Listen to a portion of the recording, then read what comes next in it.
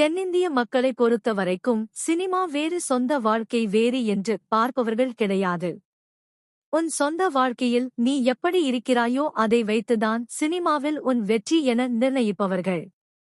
அப்படிப்பட்ட சினிமாவில் நன்றாக வளர்ந்து வரும் காலகட்டத்தில் ஏற்பட்டால் ஏடாகூட காதலால் மொத்தமா கேரியரை இழந்த 6 நடிகைகளைப் பற்றி பார்க்கலாம். சிம்ரன். நடிகை சிம்ரனை பொறுத்தவரைக்கும் அப்பாஸ் மற்றும் பஜார் சுந்தரம் மாஸ்டருடன் காதல் வயப்பட்டு இருக்கிறார் என்ற வதந்திகள் வந்ததுண்டு. அந்த வதந்திகள் எல்லாம் அவருடைய வளர்ச்சிக்கு மிகப்பெரிய வித்திட்டது. ஆனால் நடிகர் கமல்ஹாசன் மற்றும் அவருடைய மனைவி சரிகாவின் விவாகரத்துக்கு சிம்ரன் தான் காரணம் என ஒரு செய்தி வந்ததையோ இவர்களை பொதுவழியில் பார்த்ததாக அப்போது நிறைய பத்திரிகைகள் செய்தி ஆகஸ்ட் எழுதியது. அதில்தான் சிம்ரனின் மார்க்கெட் மொத்தமும் குலைந்து அவர் திருமணம் செய்து செட்டிலானது. ஸ்ருதிஹாசன். நடிகை ஸ்ருதிஹாசனுக்கு 7ஆம் அறிவு பட ரிலீஸுக்கு பிறகு பெரிய அளவில் வரவேற்பு இருந்தது. ஆனால் 3 படத்தின் ரிலீஸ் சமயத்தில் தனுஷ் உடன் இணைந்து அதிகமாகவே கிசுகிசுக்கப்பட்டார். அதன் பின்னர் ஸ்ருதிஹாசன் எவ்வளவு முயற்சி செய்தும் அவரால் தமிழ் சினிமாவில் ஜொலிக்க முடியவில்லை. தமன்னா.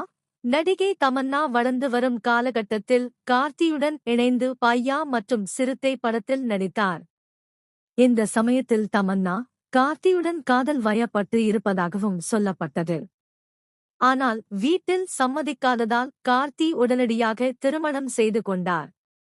அந்த சமயத்தில் தமன்னா தமிழ் சினிமாவில் இழந்த மார்க்கெட் இன்று வரை அவருக்கு வாய்ப்பு பெரிதாக அமையவில்லை. நக்மா. நடிகை நக்மா 90களில் காலகட்டத்தில் லேடி சூப்பர் ஸ்டார் ரேஞ்சுக்கு படங்களில் பிஸியாக இருந்தார். அந்த சமயத்தில் நடிகர் சரத்குமார் உடன் அவரை காதல் வயப்பட்டதாகவும் அதனால் சரத்குமார் அவருடைய மனைவியை பிரிந்து விட்டதாகவும் செய்திகள் வெளியானது.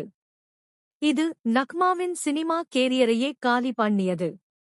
அமலா. அமலா தமிழ் சினிமாவுக்குள் நுழைந்த குறுகிய காலகட்டத்திலேயே பல பிஸியான நடிகைகள் ஓரம் கட்டப்பட்டார்கள். ஆனால் அதே சமயத்தில் திருமணமாகி 2 குழந்தைகளுடன் இருந்த ரஜினியுடன் அமலாவுக்கு காதல் என வதந்த